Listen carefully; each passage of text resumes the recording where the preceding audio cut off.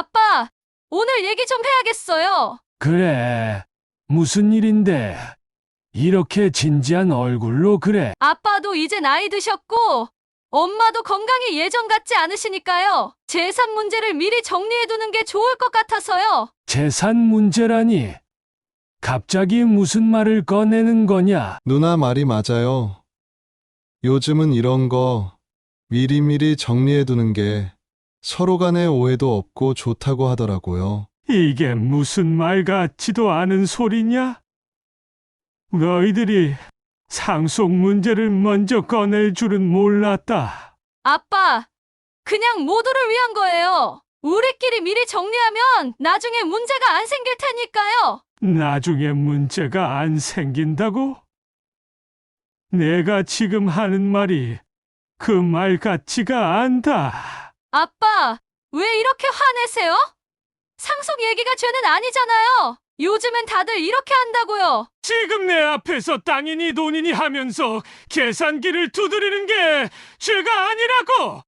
내가 그걸 당연하다고 여긴다면 참으로 잘못 배운 거다! 아니, 아빠, 그런 뜻은 아니고요. 우리끼리 분쟁이 없게 하자는 의미예요. 아빠, 너무 감정적으로 받아들이지 마세요. 우리도 다 아빠랑 엄마 생각해서 말하는 거예요. 내가 너희들 생각해서 땅을 일구고 돈을 모았지! 그걸 너희가 지금 이런 식으로 나누자고 할 줄은 몰랐다! 그날의 대화 이후 우리 가족은 걷잡을 수 없이 멀어지기 시작했습니다. 처음에는 딸과 아들의 말이 단순히 의견 교환이라 생각하려 했습니다. 하지만 시간이 지나면서 자식들의 태도는 점점 더 노골적이고 공격적으로 변해갔습니다. 큰딸은 다시는 웃으며 저희 집을 찾아오지 않았습니다. 대신 자식들 간의 상속 문제를 정리하자며 전화로 구체적인 요구를 하기 시작했습니다. 아들은 더욱 심각했습니다. 한동안 연락이 뜸하더니 나중에야 몰래 저희 땅을 자신의 명의로 바꾸려고 시도한 사실을 알게 되었습니다. 그 사실을 들었을 때 저는 너무나도 큰 배신감을 느꼈습니다. 딸은 가족 모임 자리에서 공개적으로 저와 아내를 비난하기 시작했습니다. 아빠는 정말 우리를 가족으로 생각하고 있는 거예요? 왜 이렇게 소통이 안 되는지 모르겠어요. 라며 말이죠. 아내와 저는 그저 묵묵히 자식들의 요구를 듣고 있었지만 더는 참을 수 없었습니다.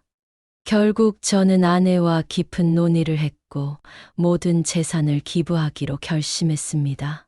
자식들이 더 이상 이 재산 때문에 다투지 않았으면 좋겠다는 마음에서였습니다. 이 결정을 알리자 자식들은 더 큰 분노를 터뜨렸습니다. 큰딸은 왜 우리가 부모님을 위해 했던 노력을 그렇게 무시하세요? 라며 소리쳤고, 아들은 아빠, 그렇게까지 해야 해요? 우리 뜻도 좀 생각해 주세요. 라며 애원했습니다. 하지만 아이들의 말은 이제 제게 아무런 울림도 없었습니다. 결정적으로 저는 자식들과의 거리를 두기로 했습니다. 이제는 더 이상 재산 때문에 자식들과의 관계를 잃고 싶지 않았습니다. 물질적 욕심이 가족을 파괴할 수 있다는 것을 너무 늦게 깨달았기 때문입니다.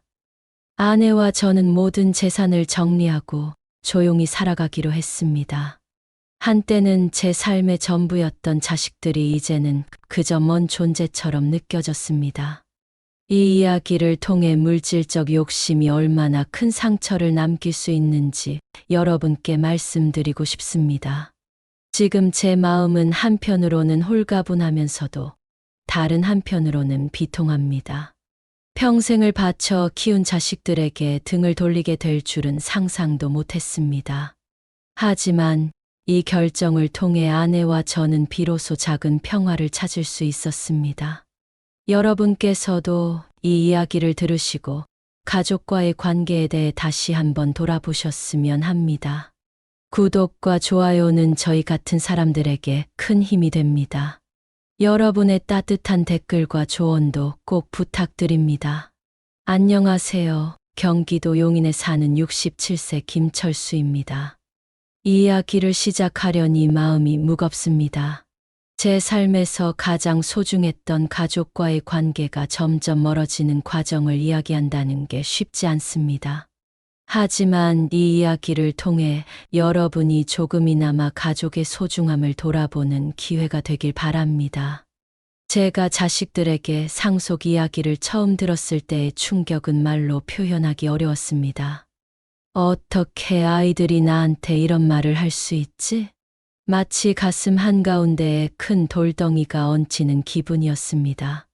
내가 평생을 바쳐 일군 땅과 농사가 이제는 자식들 사이에서 나누어질 재산으로만 보인다는 사실이 너무나 아프게 다가왔습니다. 그날 밤 잠들지 못한 채 창밖을 바라보며 이런 생각이 머리를 떠나지 않았습니다.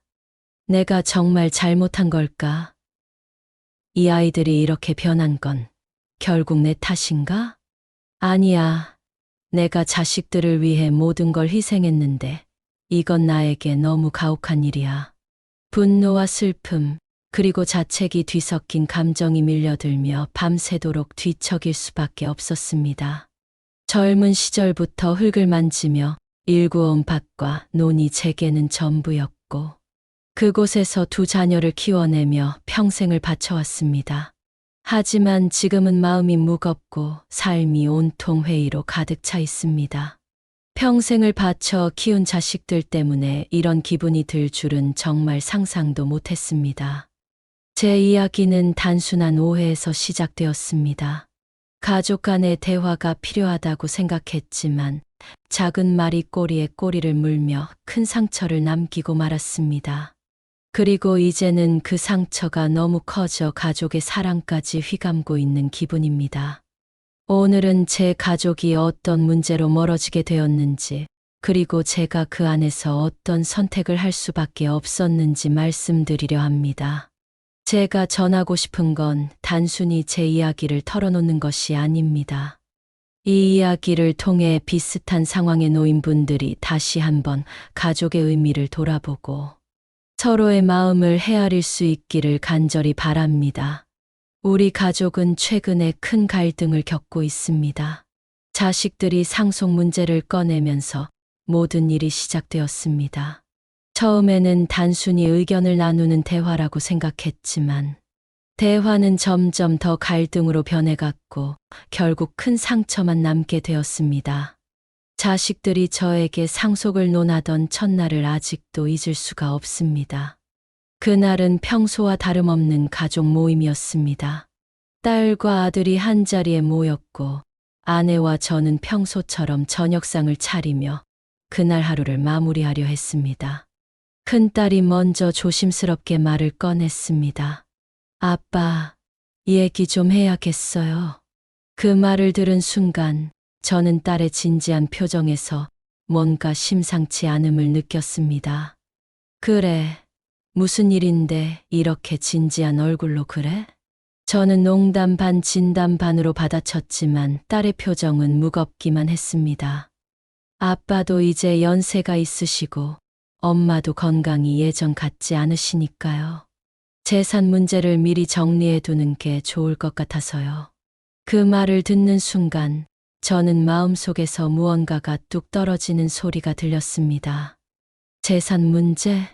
내가 자식들을 위해 땀 흘리며 일구어온 땅이 이렇게 대화의 주제가 될 줄은 정말 몰랐습니다. 아들까지 나서서 이런 말을 덧붙였습니다. 요즘은 이런 거 미리미리 정리하는 게 좋다고 하더라고요. 그래야 나중에 싸울 일도 없고요. 그 말을 듣고 저는 순간 말을 잃었습니다. 싸울 일? 자식들이 이런 말을 꺼내기까지 얼마나 오랫동안 이런 생각을 품고 있었는지 알 수 없었습니다. 내가 그동안 정말 자식들에게 잘못한 게 많았던 걸까?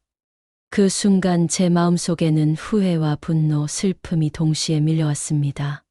농사는 제게 모든 것을 가르쳐 주었습니다. 땅을 일구고 씨를 뿌리는 과정에서 기다림과 인내를 배웠고 작은 열매 하나가 맺히는 기쁨 속에서 삶의 보람을 느꼈습니다. 처음엔 아무것도 모른 채 시작했지만 시간이 지나면서 손에 익는 일이 많아졌습니다. 매일 새벽 트랙터 소리에 잠을 깨고 흙냄새를 맡으며 하루를 시작하는 삶은 고단했지만 묘한 안정감을 주었습니다. 아내는 늘 제 옆에서 큰 힘이 되어 주었습니다.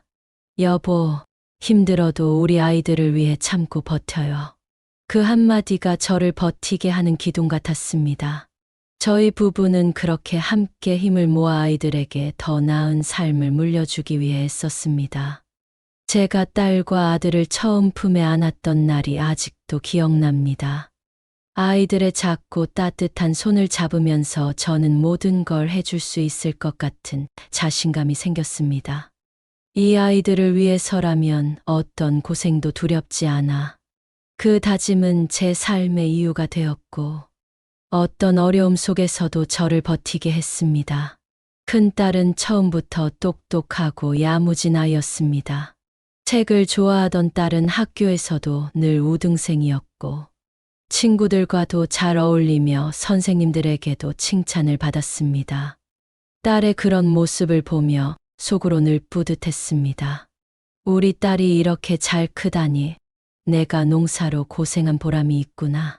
그런 생각을 할 때마다 하루의 피로가 싹 풀리는 기분이었습니다. 큰딸이 초등학교를 졸업하던 날 교실에서 상을 받은 딸을 보며 저는 그동안의 모든 고생이 보상받는 기분이 들었습니다. 아빠, 나 상 받았어요. 딸이 웃으며 달려오던 그 모습은 제 삶에서 가장 빛나는 장면이었습니다. 그날 집에 돌아와 아내와 둘이 밥을 먹으며 저는 이렇게 말했습니다. 우리 딸이 이렇게 훌륭하게 자라줘서 정말 고맙다. 더 열심히 일해야겠어 라고요. 한편 아들은 조금 다른 모습으로 저를 웃게 만들었습니다. 아들은 항상 에너지가 넘쳤고 집 앞마당에서 축구공을 차며 놀았습니다. 아들이 흑투성이가 된 채로 웃으며 아빠, 나 축구 선수 될래 라고 외치던 모습은 저를 하루 종일 웃게 만들던 순간이었습니다. 저놈은 대체 농사일을 어떻게 배울까라고 걱정하곤 했습니다. 하지만 아들은 특유의 밝은 성격 덕분에 이웃들과도 잘 어울렸고 그런 모습이 마냥 흐뭇했습니다. 우리 부부는 늘 아이들만큼은 잘 키우겠다는 다짐으로 살았습니다. 큰딸이 대학에 가야 했을 때 우리 부부는 농사로 번 작은 돈을 모아 등록금을 마련했습니다. 새벽부터 밤늦게까지 일을 하며 돈을 아끼고 또 아꼈습니다. 그렇게 딸이 대학에 들어갔던 날, 아내는 제 손을 꼭 잡고 말했습니다. 여보, 우리 진짜 잘 해냈어요. 우리 딸이 이렇게 컸잖아요. 그 말에 눈물이 나려고 했지만 딸 앞에서는 웃음을 지었습니다. 그래, 우리 딸 잘 키운 보람이 있네. 앞으로 더 잘 될 거야. 아들은 딸과는 달리 공부에는 큰 흥미를 보이지 않았지만 아들은 손재주가 좋아 기계를 잘 다루고 농장 일을 돕는데 큰 힘이 되었습니다. 저는 아들의 손재주를 보며 이 녀석은 나처럼 농사일에 소질이 있구나라고 생각했습니다. 그런 아들을 보며 작은 농장을 물려주겠다는 희망을 품기도 했습니다. 아내는 늘 내게 말했습니다. 여보, 우리 아이들이 서로 잘 도와주며 살았으면 좋겠어요.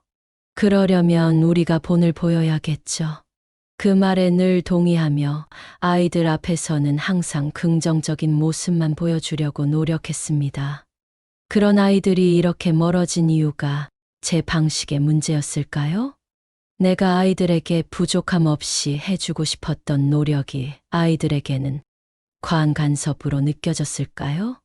과거를 떠올릴수록 마음이 무거워지고 동시에 그때로 돌아가 다시 시작하고 싶은 간절함이 밀려왔습니다. 시간이 지나면서 작은 균열들이 생기기 시작했습니다.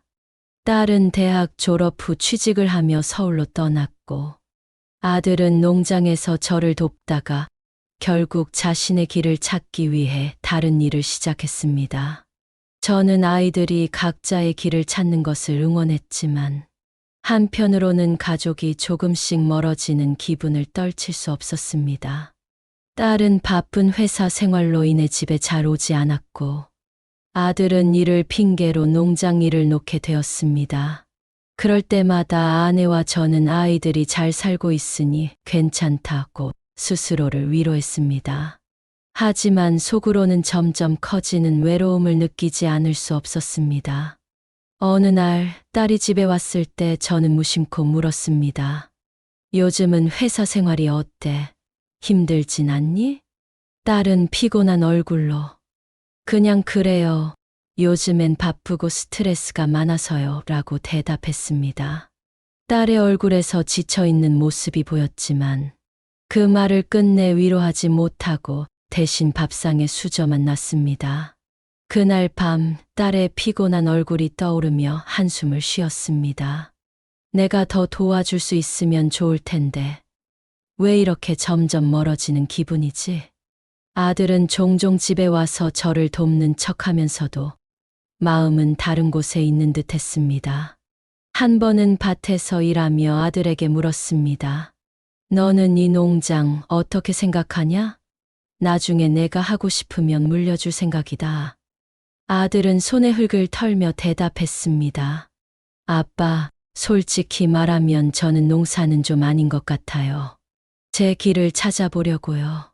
그 말을 듣는 순간 섭섭한 마음이 밀려왔지만 겉으로는 웃으며 그래, 내가 하고 싶은 걸 해야지라고 대답했습니다. 그 시절부터 느껴지던 작은 거리감이 지금의 큰 갈등으로 이어질 줄은 정말 몰랐습니다. 그땐 그저 아이들이 각자의 삶을 찾아가고 있다고 생각했을 뿐이었지만 돌이켜보면 그때부터 우리 가족은 조금씩 서로를 오해하고 있었던 것 같습니다. 이제 와서 그 시절을 돌아보니 내가 더 잘할 수 있었던 일들이 많았다는 생각이 듭니다. 아이들에게 더 많은 사랑을 표현했어야 했고, 아이들의 마음속 깊은 곳에 있는 생각을 더 자주 물어봤어야 했습니다. 모든 일이 처음부터 이렇게 심각했던 건 아니었습니다. 작은 오해로 시작된 대화가 점점 꼬이기 시작하면서 결국 걷잡을 수 없는 상황에 이르게 되었습니다. 자식들과의 첫 번째 충돌은 딸이 집에 와서 한마디를 꺼냈을 때 시작되었습니다. 그날 딸은 차분하게 대화를 시작했지만 그 속에 담긴 말은 저를 혼란스럽게 했습니다. 아빠랑 엄마가 이제 연세도 있으시고 건강도 예전 같지 않으시니까 미리 얘기해 두는 게 좋을 것 같아요. 그 말을 듣는 순간 저는 무슨 말인지 이해하지 못했습니다. 미리 얘기해 두자니 무슨 얘기를 하자는 거냐? 제가 그렇게 묻자 딸은 조심스럽게 말을 이어갔습니다. 그냥 상속 문제요. 나중에 다툼이 없게 미리 정리하자는 뜻이에요. 상속 문제라니요? 자식들이 처음 상속 이야기를 꺼냈던 그날, 저는 농장에서 하루 종일 땀 흘리며 일하고 들어온 터라 몸도 마음도 지쳐 있었습니다. 딸과 아들이 나란히 앉아 얘기 좀 하자라고 말했을 때 단순히 근황을 나누는 대화일 거라고 생각했습니다. 하지만 그 말 속에서 느껴지는 무게는 예상과 전혀 달랐습니다. 저는 그 말을 듣고 한동안 아무 대답도 하지 못했습니다. 머릿속에는 온갖 생각이 떠올랐습니다. 내가 정말 이런 이야기를 자식들에게 듣게 될 줄은 몰랐습니다. 아직도 내 손은 땅 위에서 멈추지 않고 농사일을 하고 있는데 내 아이들이 벌써부터 이 땅을 어떻게 나눌지 고민하고 있다니. 아빠, 이제 우리도 미래를 준비해야 하잖아요. 딸의 말이 끝나기도 전에 머릿속이 새하얘졌습니다. 자식들의 눈빛 속에는 배려보다 요구가 먼저 보였고 그 순간 말문이 막히고야 말았습니다. 그날 밤 딸이 했던 말을 계속 되새기며 스스로에게 묻고 또 물었습니다. 이게 다 내가 잘못해서 그런 걸까? 아니면 이 아이들이 바깥 세상에서 너무 많은 것을 배우고 온 걸까? 하지만 어떤 답도 찾을 수 없었고 대신 점점 더 큰 고립감을 느꼈습니다. 아빠, 요즘은 다 이렇게 미리 정리한다고 하더라고요. 아들도 그 자리에 있던 딸의 말을 받아서 덧붙였습니다. 그 순간 제 마음이 얼마나 무너졌는지 말로 다 표현할 수 없습니다. 저는 겨우겨우 말을 꺼냈습니다. 나는 아직도 너희를 위해 이 땅을 지키고 있는 건데 벌써 나눌 생각을 하다니 너무 서운하구나. 하지만 자식들의 태도는 바뀌지 않았습니다. 딸은 오히려 아빠가 이렇게 감정적으로 나오시면 더 어렵잖아요. 라며 차갑게 대꾸했습니다. 아들은 아빠, 우리도 다 같이 잘 살자고 얘기하는 거예요.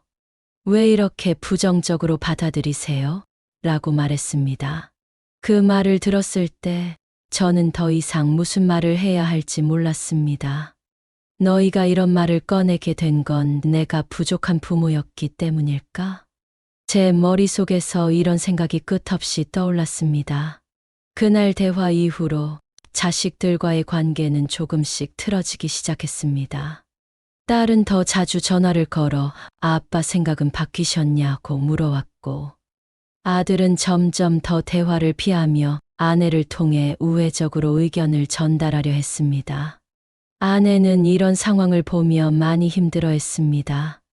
여보, 아이들이 왜 이렇게 변한 걸까요? 예전에는 안 그랬잖아요. 그 말을 들을 때마다 제 마음은 더 깊은 자책감에 빠졌습니다. 그러게 말이야, 내가 뭘 잘못했길래 애들이 이런 말을 나한테 하게 된 걸까? 하지만 아내 앞에서 끝까지 강한 척하려 했습니다. 그래도 내가 쉽게 물러설 수는 없어.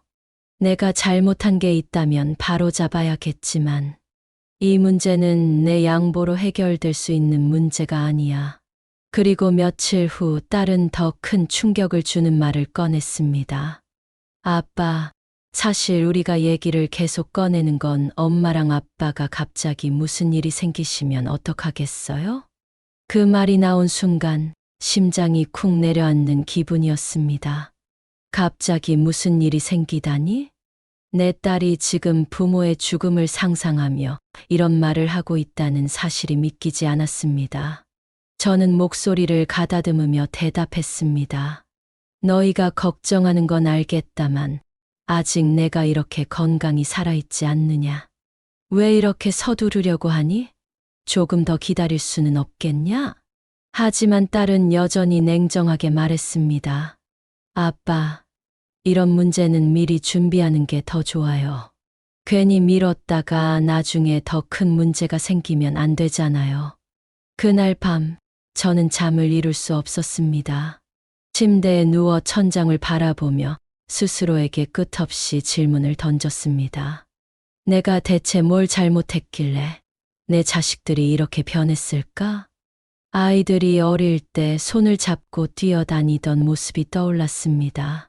그때는 내가 조금만 힘을 내면 뭐든 다 해줄 수 있을 것 같았는데, 이제는 그 아이들의 말을 이해하지 못하는 제 자신이 너무 초라해 보였습니다. 아내도 잠들지 못하고 옆에서 뒤척였습니다. 여보, 괜찮아요? 저는 대답 대신 조용히 고개만 끄덕였습니다. 하지만 속으로는 정말로 괜찮지 않았습니다. 이제는 모든 것이 어긋나는 기분이었고, 이 갈등이 어디까지 커질지 두려웠습니다. 자식들과의 대화는 점점 더 감정적으로 변해갔습니다. 딸과 아들은 이제 서로를 비난하는 말을 서슴없이 주고받으며 저와 아내를 설득하려는 대신 점점 더 강압적으로 행동하기 시작했습니다. 딸은 집에 와서 대놓고 이런 말을 꺼냈습니다. 아빠, 이건 우리를 위한 거예요. 아빠가 이해해 주셔야죠. 그 말을 들으면서도 마음속에서 올라오는 화를 꾹 참았습니다. 하지만 아들은 다르게 접근했습니다. 직접적으로 말하기보다는 저를 압박하려는 듯한 행동을 보였습니다. 어느 날 아들은 밭에서 일을 돕는 척하면서 농장을 둘러보더니 뜬금없이 이런 말을 했습니다. 아빠, 이 땅이 참 좋아 보이네요. 여긴 나중에 어떻게 하실 거예요? 그 말을 듣고 저는 아들의 속셈이 느껴졌습니다. 너희들은 왜 자꾸 이런 말을 하니? 내가 아직 건강히 살아있지 않느냐. 아들은 대답 대신 어색한 웃음만 지으며 대화를 돌리려 했습니다. 그리고 며칠 뒤 저는 결정적인 충격을 받았습니다. 마을 주민이 와서 이런 말을 전했습니다. 아드님이 땅 문서 관련해서 뭘 알아보더라고요. 혹시 무슨 일 있는 건 아니죠? 아들이 땅 문서를 몰래 살펴봤다는 소식을 들었을 때 손발이 얼어붙는 것 같은 기분이었습니다. 아들이 땅 문서를? 머릿속이 하얘졌습니다. 도저히 믿을 수 없었지만 동시에 모든 퍼즐이 맞아떨어지는 느낌이었습니다. 최근 아들이 보였던 행동들, 말투, 그리고 눈빛이 이제야 이해되었습니다. 그 애가 정말 그런 짓을 했을까? 아니야, 내가 잘못 들었겠지. 머릿속으로 계속 부정하려 했지만 내 안에서는 이미 답을 알고 있었습니다. 그리고 아들을 직접 불러 물었을 때 시선을 피하는 눈빛이 모든 것을 말해줬습니다. 아빠, 그냥 확인만 하려던 거예요. 진짜 하려고 한 건 아니에요. 그 말을 들은 순간 폭발하고 말았습니다. 내가 너를 어떻게 키웠는데 내가 지금 나한테 이런 짓을 하냐. 내가 너희를 믿고 너희를 위해 평생 땅을 일구었는데 너는 그걸 이렇게 배신으로 갚는 거냐? 아들은 그저 고개를 떨군 채 아무 말도 하지 않았습니다. 그날 밤 저는 아내에게 털어놨습니다. 내가 이 땅을 지키며 가족을 위해 살아왔는데 결국 우리 아이들 때문에 무너질 줄은 정말 몰랐어. 아내는 제 손을 잡으며 눈물 섞인 목소리로 말했습니다. 여보, 그래도 포기하지 마요. 아직 늦지 않았어요. 그 말을 들으면서도 더 이상 뭘 해야 할지 알 수 없었습니다. 그날 이후로 딸과 아들의 행동은 점점 더 노골적으로 변했습니다. 딸은 가족 모임에서 이렇게 말했습니다. 아빠는 늘 자기 생각만 하세요.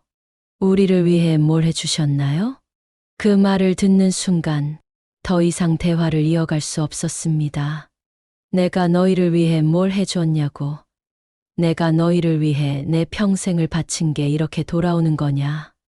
딸의 차가운 표정을 보며 더 이상 말이 나오지 않았습니다.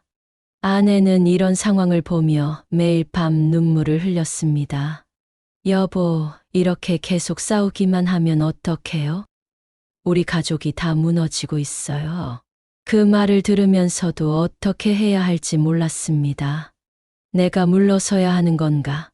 아니면 끝까지 버텨야 하는 건가? 머릿속은 끊임없이 갈등으로 가득 찼습니다. 결국 저는 결단을 내릴 수밖에 없었습니다. 모든 재산을 정리하고 자식들에게 물려주지 않기로 했습니다. 그 대신 재산을 전부 기부하기로 결정했습니다. 이 결정은 제가 할 수 있는 최후의 선택이었습니다. 더 이상 이 땅이 자식들 간의 다툼의 씨앗이 되게 둘 수는 없어. 재산을 기부한 뒤 저는 매일 아침 스스로에게 질문을 던졌습니다. 이 선택이 옳았을까?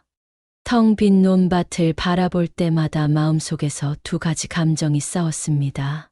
한편으로는 가족의 다툼을 막기 위한 최선의 선택이었다고 느꼈고, 다른 한편으로는 내 손으로 자식들과의 마지막 끈을 놓아버렸다는 후회가 가슴을 후벼 팠습니다.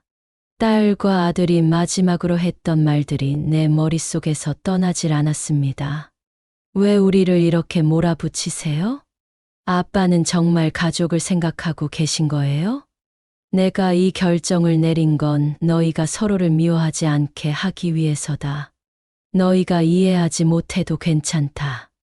내가 죽으면 너희도 언젠가 알게 될 거다. 그날 밤 심장은 무겁게 내려앉았고 온몸이 쇠사슬에 묶인 것처럼 불안했습니다. 그 말들은 마치 계속 반복되는 메아리처럼 나를 잠 못 이루게 했습니다. 하지만 아내가 곁에서 제 손을 잡고 말해줬습니다. 여보, 그 아이들도 아빠의 진심을 알게 될 날이 올 거예요.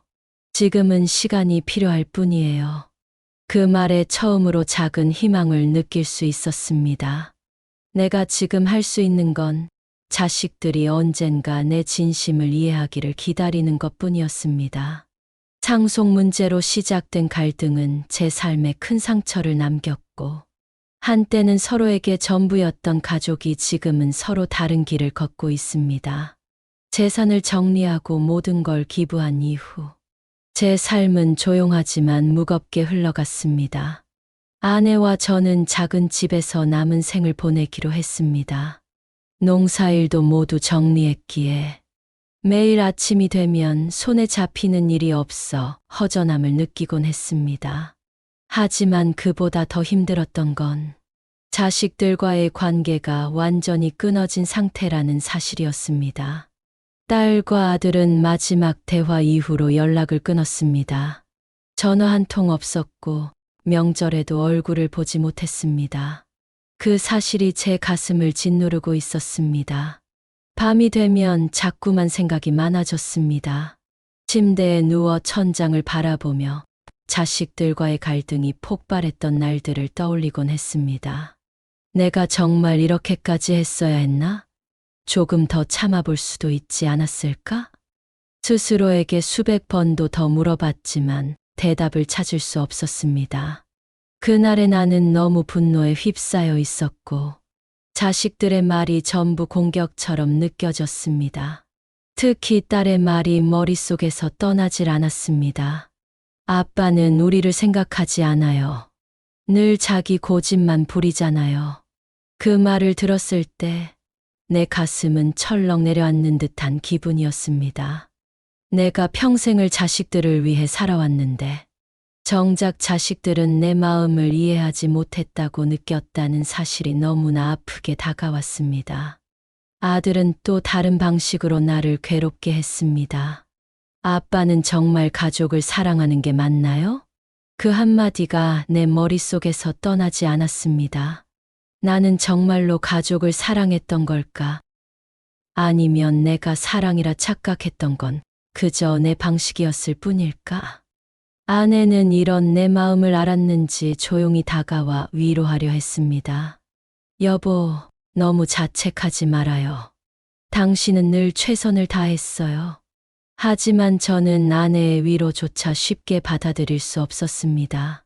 정말 내가 최선을 다했을까? 아니면 내 고집 때문에 다 망쳐버린 건 아닐까? 어느 날 아내와 함께 집 앞마당에 앉아 있었습니다. 바람이 살랑살랑 불고 있었지만 제 마음은 차갑고 무거웠습니다. 여보, 요즘은 무슨 생각을 하세요? 아내가 조심스럽게 물었습니다. 저는 한참 동안 아무 말도 하지 못하다가 이렇게 대답했습니다. 그냥 우리 아이들 어릴 때 생각이 나네.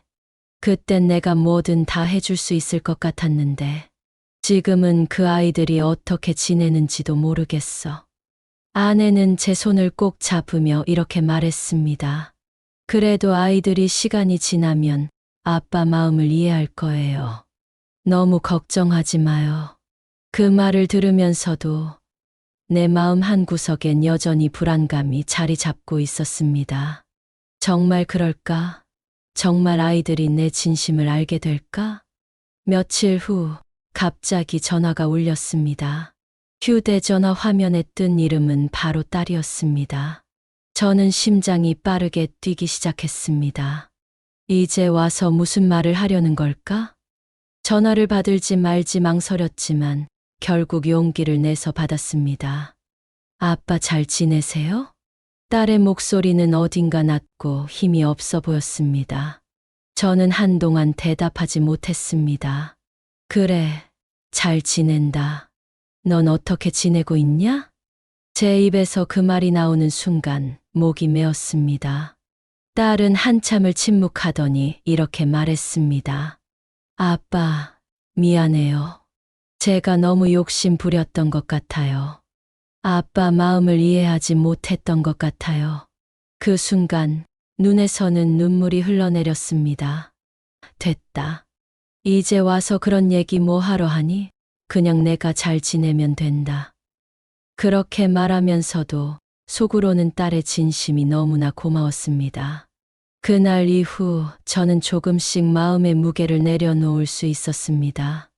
딸과 아들은 여전히 자주 연락하지는 않지만 가끔씩 안부를 전해오며 조금씩 관계를 회복하려 노력하고 있습니다.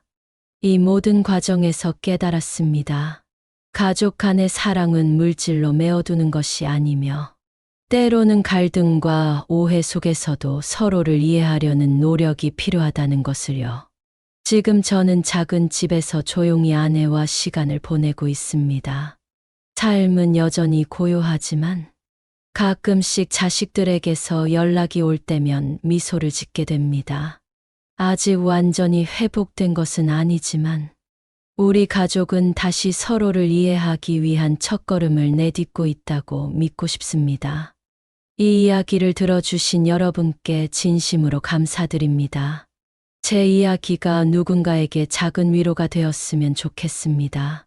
가족 간의 갈등을 겪고 계신 분들께 드리고 싶은 말은 서로의 진심을 이해하려는 노력을 멈추지 말라는 것입니다.